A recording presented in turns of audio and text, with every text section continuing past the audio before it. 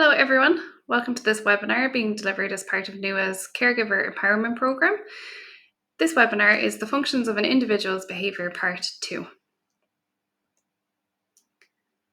So my name is Lorna, welcome back to part 2 of this webinar series. So today's webinar is the functions of an individual's behaviour part 2.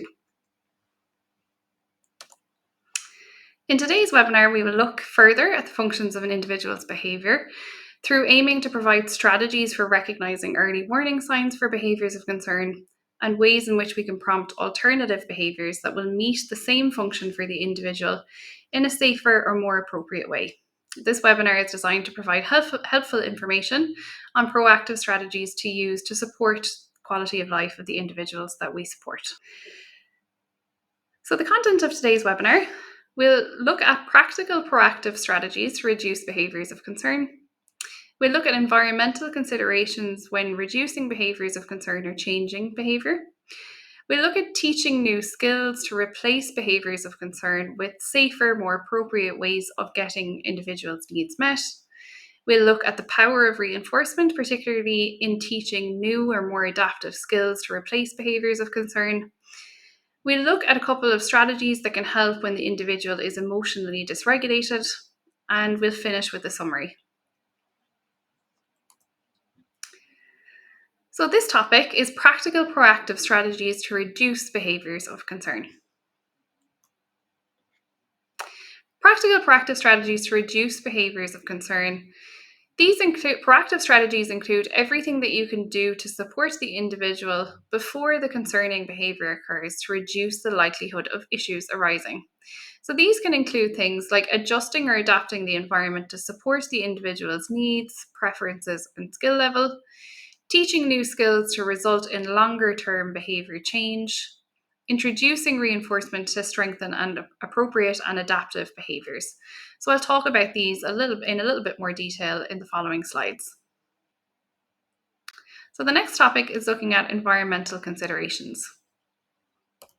Environmental considerations. So looking at how we can establish a low arousal environment. This is how we might adapt the individual's environment to reduce or remove distracting or distressing stimuli. The aim here is to create a predictable environment where the individual feels safe and they feel comfortable and relaxed. So we might look at doing things like dimming the lights or replacing flickering lights. So some types of light bulbs might have a low frequency flicker or a high frequency flicker that can be very distracting for individuals. So we might try and look at replacing these with less stimulating alternatives. We might look at reducing noise, so trying to keep our tone of voice quiet and calm, so being very mindful of the way that we're speaking to people with sensory difficulties or in, again, situations where the individual might be triggered to engage in behaviours of concern. So really trying to adopt a quiet and calm approach, trying to avoid loud or sudden noises, so trying to avoid things like doors banging. So again, if somebody is likely to get overstimulated by noise, we might look at things like different types of door handles and different types of door jambs to make sure that they're quieted. We might try and looking at things like ear defenders to try and block out noise for the individual so that they're able to regulate themselves. So they're able to put on the ear defenders in situations that may be a little bit more noisy to help them calm themselves and to help create that low arousal environment. We might look at reducing clutter. So again, looking around the environment, being very mindful of the environment that you're in, identifying, are the walls very visually stimulating? So for example, are there lots of posters? Is there lots of clutter on the walls? Is there lots of different things to look at? We might see this particularly in classroom situations where oftentimes artwork and such things are displayed on walls. But if we have individuals who are overstimulated and likely to engage in behaviours of concern as a result of being overstimulated, we might try to minimize this. So we might try to minimize and bring some of that stuff down and try to reduce it.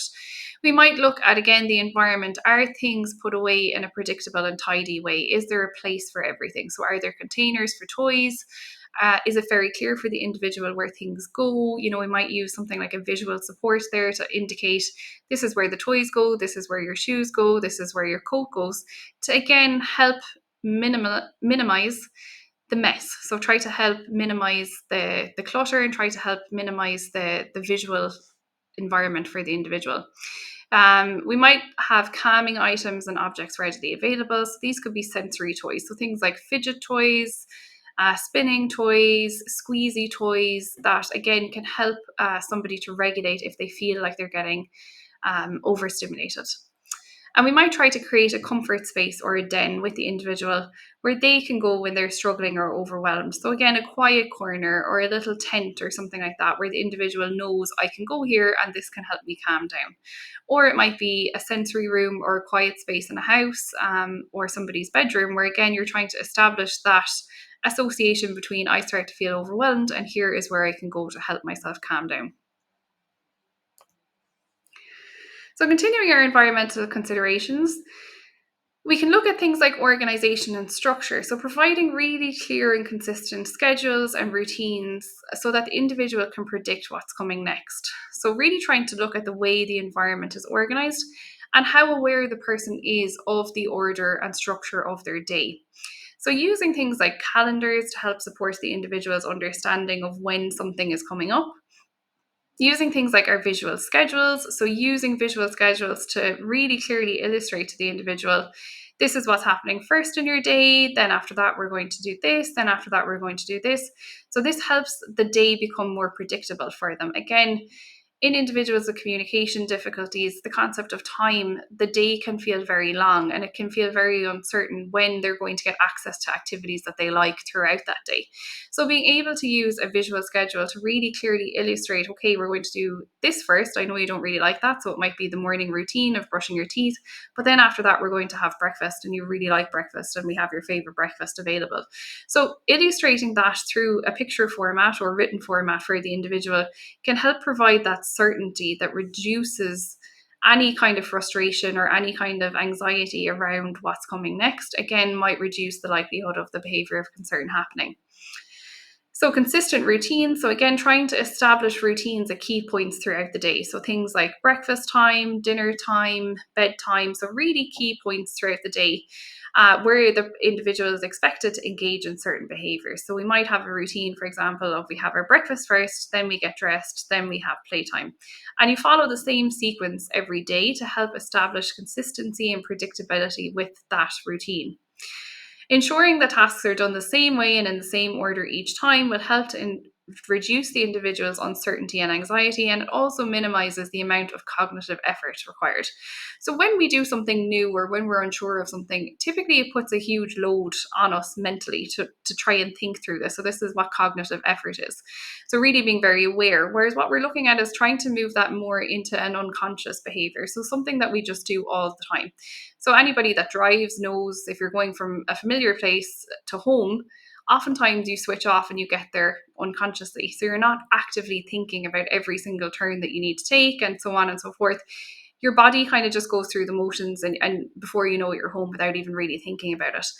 We're trying to establish tasks and routines that help the individual to get to that level of kind of unconscious doing. So it's particularly with those really key points during the day of getting dressed, for example, breakfast, morning, bedtime routines that you're just trying to make it the same every time so that the mental load and cognitive effort is lessened on the individual. And again, when the mental load is lessened, then we have a reduction in anxiety, a reduction in uncertainty, because again, things are predictable and they're secure and they're safe. So therefore, behaviors of concern can become less likely over time. So you can find examples of these tools that I'm talking about, so things like visual schedules, routines, and so on and so forth in the sample tools section of your learning management system for this webinar.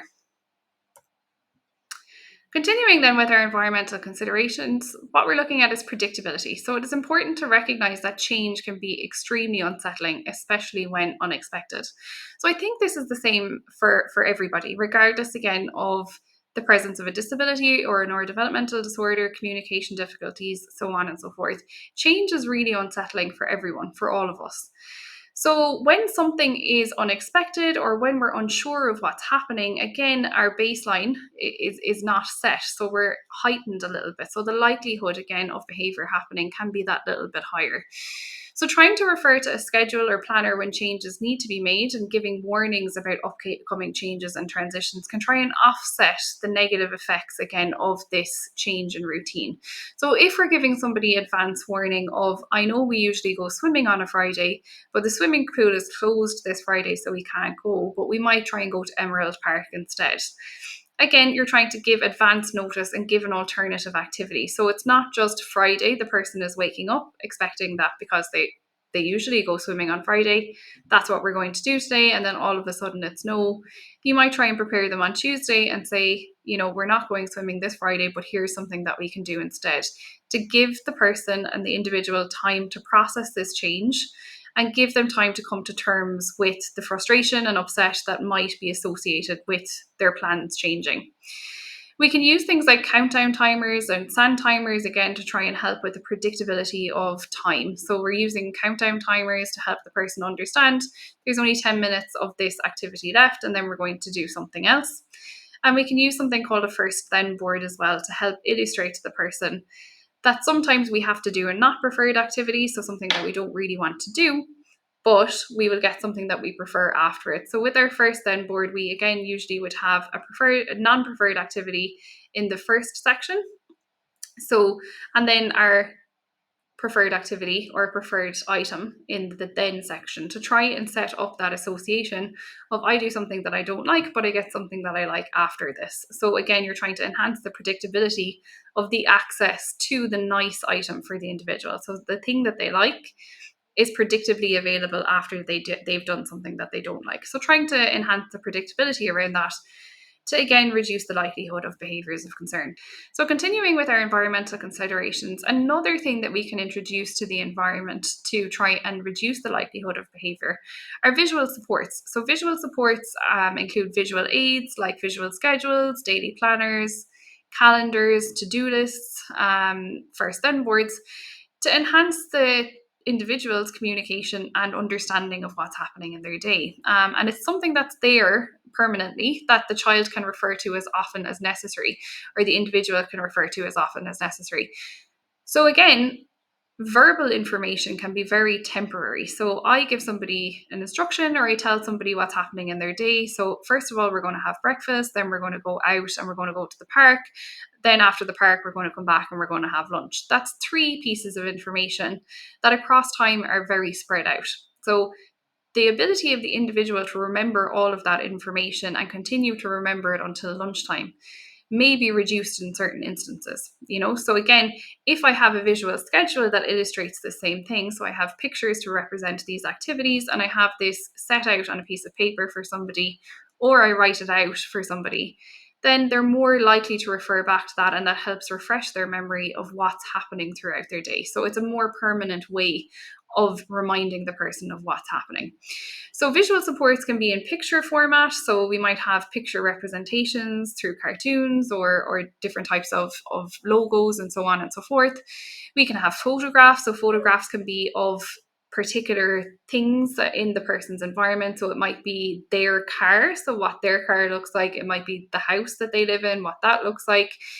So we can use photographs for specifics. So if we're talking about a specific park or we're going to a concert in the Aviva, we can have a specific picture of that. So the photographs help things to be a little bit more specific than pictures would in that kind of cartoon format.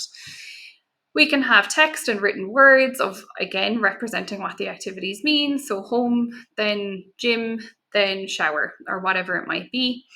Videos of what's expected again. So if we're going on a particular day trip, we might, and for somebody that might have a little bit of anxiety around that day trip, what we might do is go and visit and video what it all looks like so that we're able to show the person the video, again, to help them understand and reduce that level of uncertainty for them, to make things that little bit more predictable. We can also use objects, so objects of reference. So we might use something like a spoon to indicate that it's time to eat the yogurt. We might use something like a shovel to indicate that we're going to the beach. So what we're trying to do there is building the association between that object and the activity that it's associated with. And we can use lists. So lists are something that we all use pretty much in everyday life. We all have to-do lists, checklists of things that we need to do. So we can use these to support individuals with additional needs as well. Okay, so another example that we can look at is the first then board. So I've already gone through this a little bit, but a first then board is a visual aid that can be used to teach people to follow directions. It can be a really helpful tool for motivating the person to engage in activities that are less preferred, knowing that the activity will be followed by a preferred activity. So if you look at the example there, on the first side, we have book. On the then side, we have truck. So obviously, books or reading are the less preferred activity for the person to engage in, with trucks being the more preferred activity that they want to engage in. So trying to use that to illustrate, okay, first you have to do something that you don't really like doing, but afterwards you're going to get something that you really like. And that principle of first I do something I don't like, it's going to be followed by something that I do like, can increase motivation for somebody over time and can make them more likely to engage in those types of activities that they find a little bit less preferred. So when we're using the first then board, then you want to try and decide on the activity that you want the individual to complete, put that in the first box, and then the preferred item or activity that goes in the then box. Also, the core aspect of this is that the person has access to the item in the then box, so that reinforcer immediately after the first activity is completed. So you want to have it kind of somewhere close by so that it's really easy to give it to them immediately once they've completed the first activity. The preferred item or activity should be motivating enough to increase the likelihood that the individual will follow your direction or complete the first activity or task. And place visuals on the board that represent the activity that you've identified. So try to make sure that the visual that you're using is really representative of the activity itself. So continuing with that, then using a first then board, we want to present the first then board to the individual using the least number of words possible. So for example, first we get dressed, then tablet. Or in that situation, the example previously, first book, then truck. When the first task is completed, refer back to the board and immediately provide the preferred reinforcing item or activity. And in order to teach the value of the first then board, you must provide the reinforcing activity or item after they complete the first activity or task. So ideally, again, immediately afterwards, and it's really crucial that you provide that, otherwise they may not trust the board when it's used again. So what you're really trying to do again is establish this as a tool, establish this as something that works to help the individual understand, first I do this, then I get this. First I do something that I don't like so much, then I get something that I like. And again, you can find examples of these tools in the learning management system for this webinar.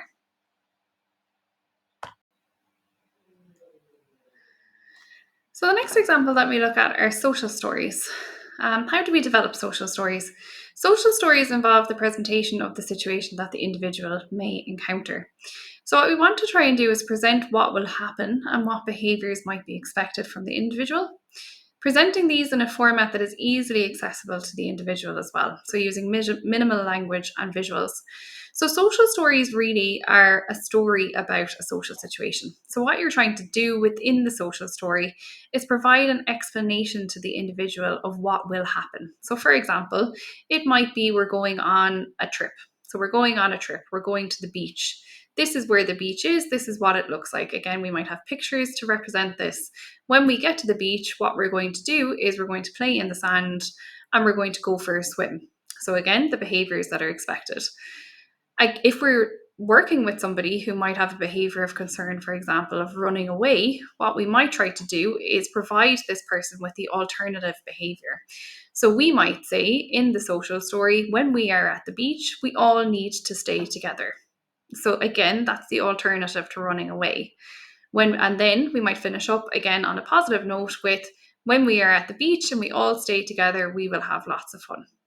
So the social story really is outlining, this is what's going to happen, this is what's expected, and here's what will happen as a result. For example, we all have fun. So there's some more examples of these resources in the sample tool section of your learning management system for this webinar. The next topic that we're going to look at is teaching new skills. So skills teaching or teaching new skills is really important to reduce frustration and to increase the individual's sense of being competent in the world.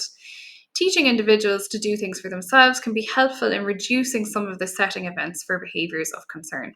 So, for example, if a setting event might be a lack of autonomy or a lack of responsibility for one's day, trying to teach somebody how to manage themselves in those situations and trying to teach them the skills necessary to become more independent can reduce those setting events. Most individuals will benefit from some sort of professional expertise that is tailored to their specific strengths and needs. But to get you started, think about the skills deficits that frustrate an individual the most. So, for example, getting a drink or a snack. So, being able to do that for yourself and not being dependent on somebody else to do it for you at all times. Putting clothes on without help, knowing how to take turns in games with your peers, asking for help, and coping skills when you're feeling overwhelmed. So, again, if we experience deficits in any of these areas, teaching skills to enable the person to become more independent and enable them to engage in these behaviours can help reduce the sense of frustration that may be a setting event for a behaviour of concern. When we're trying to teach new skills, one of the best ways that we can do this is to try to break that skill down into small, simple, achievable steps. So we might try, for example, with brushing teeth, to break this down into really small components. So we might have pick up toothbrush as the first step, pick up toothpaste as the second step, third step, put toothpaste on toothbrush, fourth step, put toothbrush in mouth, and so on and so forth until the complete sequence of brushing teeth has been completed. And we can use things like visual supports, modeling, prompting, and reinforcement to try and help that individual learn how to complete that skill themselves. So, with visual supports, we might have our visual schedule of the steps of toothbrushing. So, like that, a picture of picking up the toothbrush, a picture of picking up the toothpaste, a picture of squeezing the toothpaste onto the toothbrush, and so on and so forth. We might use something called modeling. So, modeling really is illustrated in the picture, but modeling is demonstrating to the individual how to do something while you're working with them. So, it might be, for example, we're going to brush our teeth. Here is how you brush your front teeth. And you're showing them, again, with them, how to engage in that skill and how to complete that behavior. We can use prompting. So prompting can be, again, a physical prompt. So that might be where you take somebody's hand and you help them lift the toothbrush towards their mouth and you help them move their hand up and down to complete that behavior. And then, most importantly of all, we have reinforcement. So after the individual has engaged in that behavior, after that individual has attempted to complete that skill, we provide them with reinforcement. So that might be something in the terms of praise, or it might be something tangible, like something that they really enjoy, to show them that, again, this was a good thing, that this behavior is something that we want to see again in the future. So here is something nice as a result of engaging in that behavior, to try and increase the likelihood of that happening again in the future. So, continuing with teaching new skills, what we're going to look at now in prompting is what's known as our prompt hierarchy. So this really is moving from least restrictiveness to most restrictiveness. So least restriction being that the person is able to do the task independently, and most restricted being full physical prompting. So when we're talking about restrictive, we're talking about really imposing on the person's personal space. And what we're trying to be mindful of at all times is making it as least restrictive as possible. So really trying to impose on that person's personal space for the least amount of time necessary in order to help them engage and develop that skill. So when we're looking at the hierarchy, we're moving from independence, so the person doesn't need any assistance. Gestural prompting is pointing or nodding, so it might be pointing to indicate this is what you need to pick up. Visual prompting, again, is something like our visual schedule, a social story to picture representation of what the person is expected to do. Verbal, we're telling somebody, you're asking them to do something. Modeling, so we're demonstrating it. So again, with the brushing teeth, you're demonstrating how to move the toothbrush. Partial physical then might be where we kind of nudge somebody's hand towards something that they're supposed to pick up, or nudge them to indicate it's time to start brushing your teeth, for example. And full physical then is where we're putting our hand over somebody's hand. So this is often called hand over hand prompting as well, where we're literally physically helping the person to complete the activity that we've asked them to do.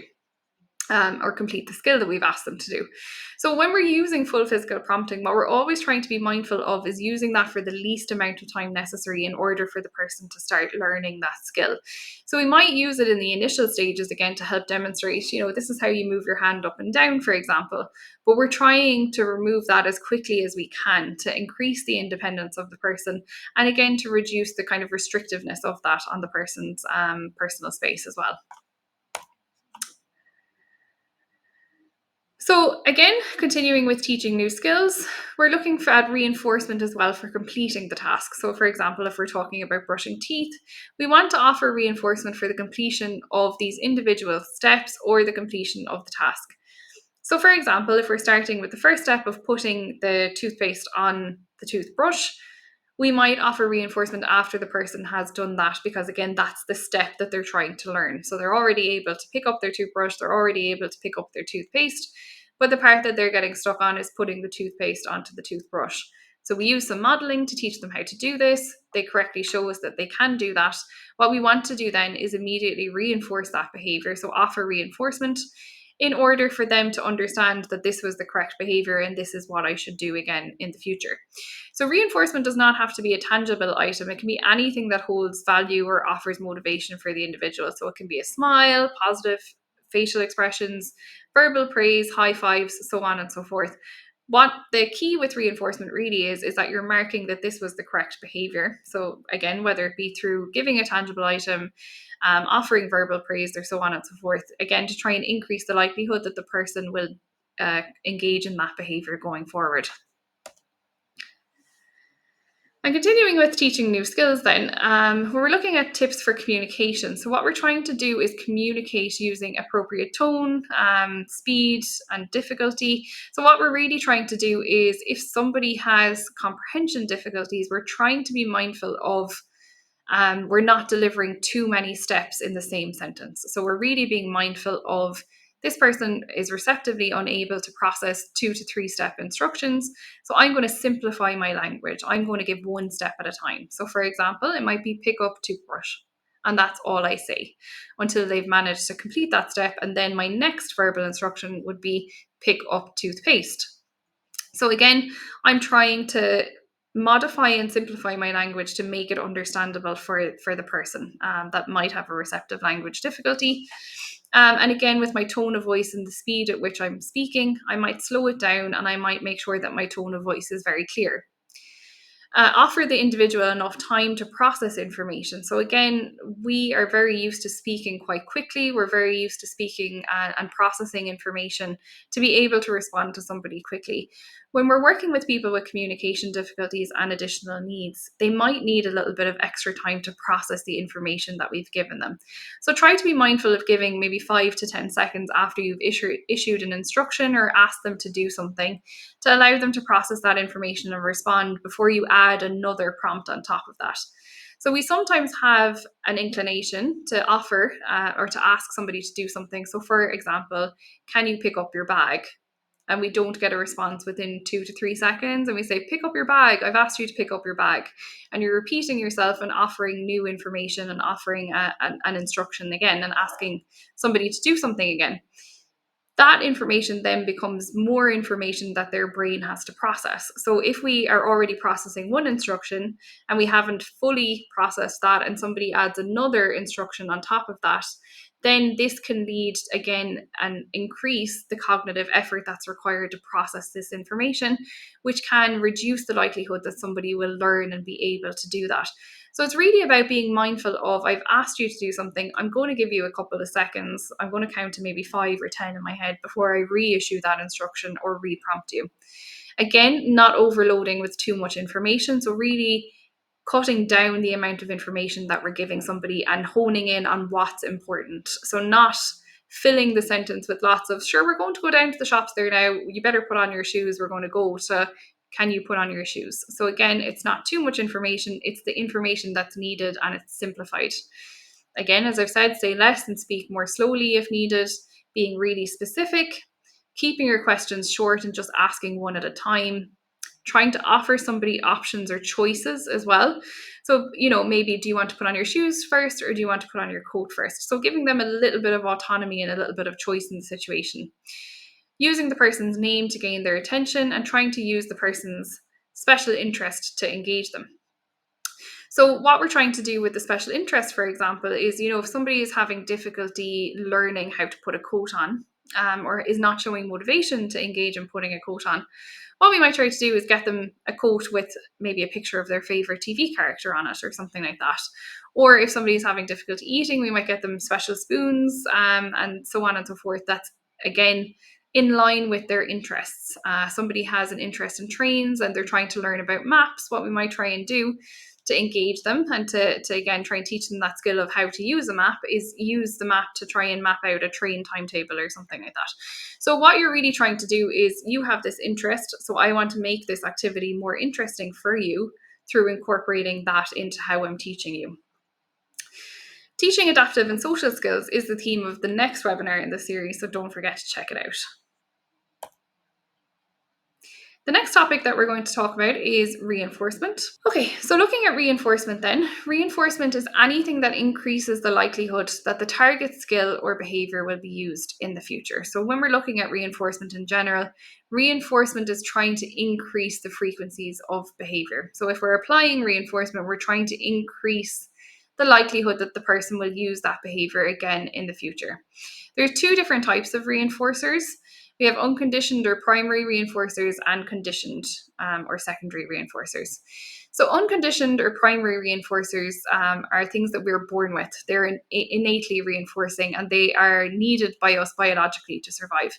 So they satisfy our physical needs. They're things like food, liquids, sleep, and warmth. And then we have our conditioned or secondary reinforcers. So these are pretty much everything else. So these are objects, activities, things that we have grown to like, but we do not need biologically. So for example, I need food to survive. I need sleep to survive. I don't need books to survive, but I like books. So therefore, books can be motivating, and books and access to books might increase the likelihood that I engage in behaviors that are associated with receiving books or receiving more access to books in the future. So again, when we're looking at those types of secondary reinforcers, we can break those down further as well into different types of reinforcers. So we have sensory reinforcers. These are anything that affects pleasure to the senses to the individual.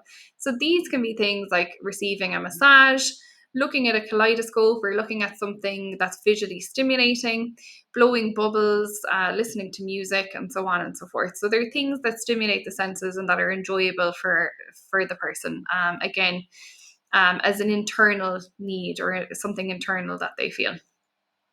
Our tangible reinforcer then is any tangible item that the person values. So again, the values differ from person to person. For example, some people are motivated by money, other people aren't. Some people are motivated by stickers or tokens, other people aren't. Some people are motivated by books, others aren't. But these tangible items that the person values, again, can be used as a reinforcer to try and increase the behaviours that we're trying to teach in terms of new skills. So, for example, I'm learning how to ride a bike, and again, I finally cycled. I get access to my book. I get given a book as a result of this behaviour, and I want to continue cycling because this has been associated with a positive outcome for me. Activity reinforcers can be any activity the person enjoys doing. So, for example, watching TV, jumping on a trampoline, using technology such as iPads, computers, or going to the swimming pool. Social reinforcers then are any desired attention or interaction with others. So again, positive facial expressions, verbal praise. And edible reinforcers can be highly preferred food items. So these are our primary reinforcers when we're looking at edible reinforcers because they're food. So these are highly preferred food items. So it might be something, again, that's motivating for somebody. So for example, you eat your dinner first, you get an ice cream afterwards. So your food reinforcer there of ice cream is given as a result of the person eating their dinner, which is the behavior that you've asked them to engage in. Okay, so moving on to the next topic then, what we're looking at are things that can help when the individual is emotionally dysregulated. So really looking at strategies that can help the person to regulate themselves again.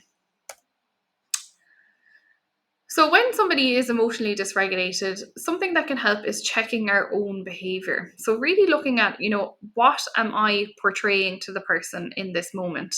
So, whether that be verbal communication, so is my tone of voice a little bit harsh or a little bit raised? Could I use calm and reassuring tones instead? So, instead of saying, stop that, get down from there, maybe, oh, come here now and sit beside me in a more calm and reassuring way. Reassuring somebody, everything is okay. I understand you're upset. I'm here. I'm not going anywhere. Everything is going to be fine. Reducing the sentences that you're speaking, and reducing the length of the sentences that you're speaking. So, again, it's okay. You're going to be okay. You're safe.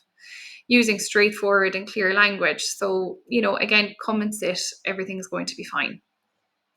Nonverbal communication, then, it's really important when somebody is engaging in behaviors of concern or somebody's behavior is that little bit escalated, to be wary of our own body language and ensure that we adopt a calm and non-confrontational approach. So be very wary of your facial expressions. So again, when somebody is emotionally dysregulated, when they're engaging in behaviors of concerns or they're becoming heightened in terms of anxiety, frustration, so on and so forth, oftentimes the rational part of their brain that can process language is shutting down at that point. So they're becoming a lot more aware of their surroundings in terms of what things look like and what can potentially be a threat. So you're essentially going into fight or flight territory. A lot of the time with these behaviors of concern. So if somebody is standing there, and they have a frown on their face, or they're looking quite upset or quite angry towards you, when you're already emotionally dysregulated and you're already getting heightened, that can potentially be a trigger for further escalation of your behavior. So really trying to be aware of the fact of adopting a calm, of adopting a supportive facial expression, smiling, looking relaxed can help the other person to mirror that and relax themselves. And your body language as well. So not standing there with your arms crossed, looking at them again, trying to remain open, trying to come down to their level if they're smaller than you, to say, again, it's okay, everything's going to be okay, and not further engaging in that escalation of behavior through your body language. So you're trying to label how they're presenting. So, I understand that you're upset. Show empathy. It's okay. I understand. Compassion, and that you're there to support them. So I can see you're upset. I'm here for you. Everything is going to be okay. So continuing with things that can help when the individual is emotionally dysregulated, also consider their physical environment and how you might be able to change it to support them to de-escalate. So sound, is the area really noisy and busy? Can you bring them to a quieter space? So again, if you have a quiet sensory space, if you have a tent, if you have a quiet corner in a room that you can bring them to, is there a way that you can transition them there? Is there a way that you can guide them there? Is there a way that you can try and reduce noise levels when it comes to things like if TVs are blaring or music is blaring? It's again being mindful of, this place is really loud. This might be overstimulating this individual. I'm going to try and find a way to reduce this for them. Light, is it too dark or is it too bright? Again, considering the overall environment, oh my God, it's really bright in here, I'm going to turn off a light and help again to reduce down the stimulation that's available.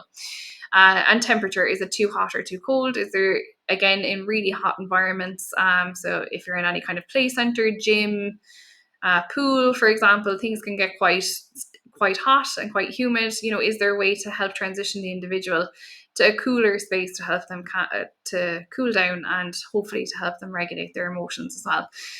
Ensuring the environment is safe in the event that the individual becomes more distressed by removing items that could be dangerous, and removing unnecessary people as well.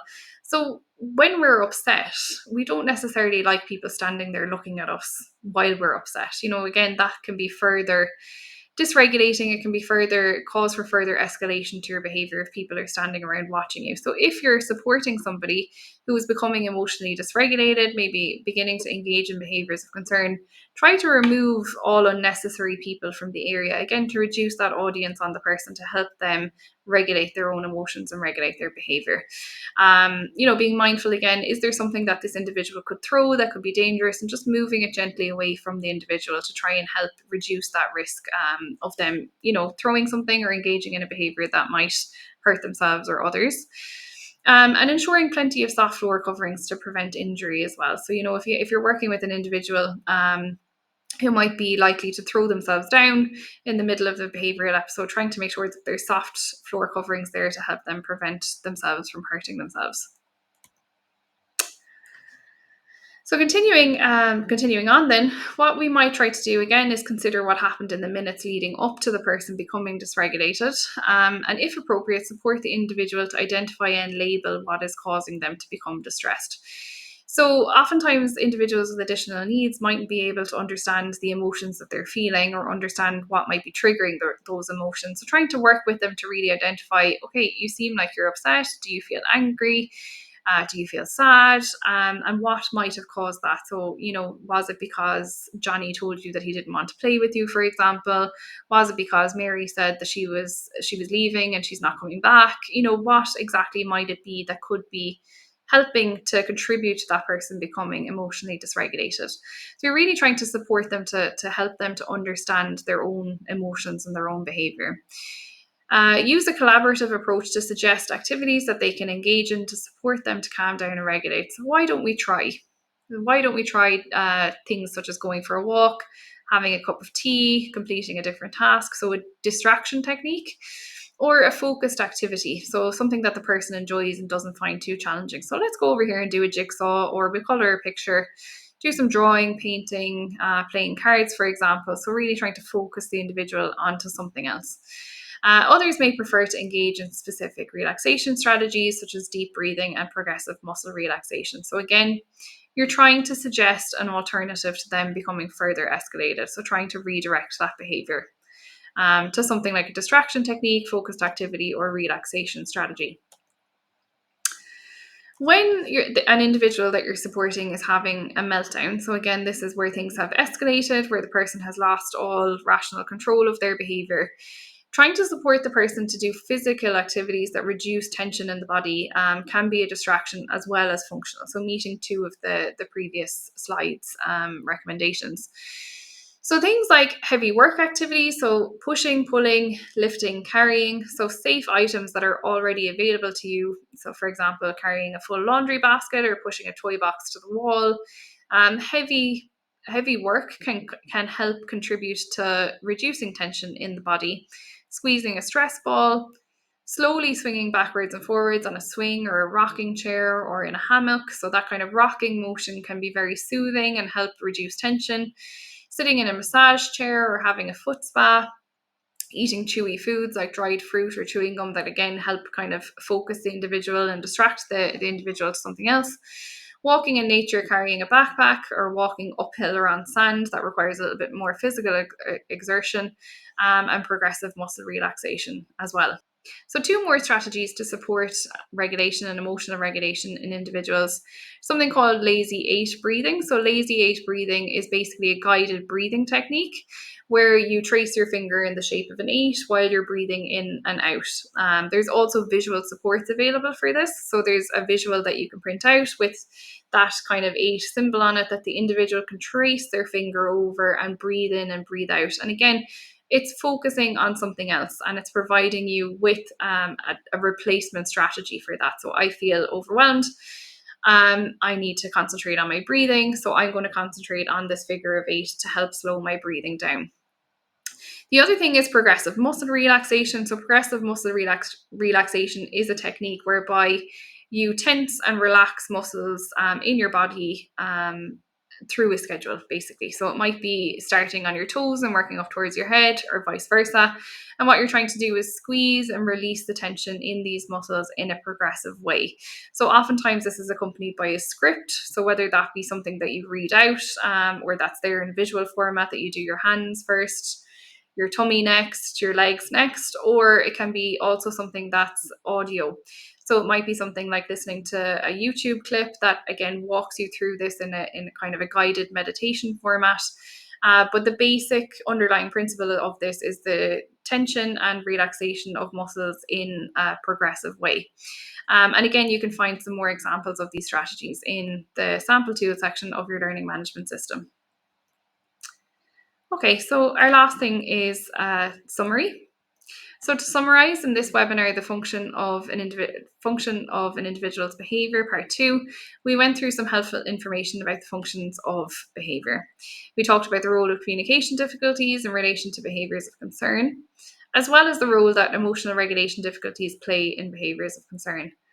We explored strategies for identifying triggers and precursors to behaviours of concern and practical proactive strategies to reduce the need for behaviours of concern, and things that can help when your individual is having a meltdown. We also focused on discussing strategies for recognising early warning signs for behaviours of concern and ways in which we can prompt alternative behaviours that will meet the same function in a safer or a more appropriate way. So thank you all so much for your time and attention during today's webinar, and I hope you found it helpful.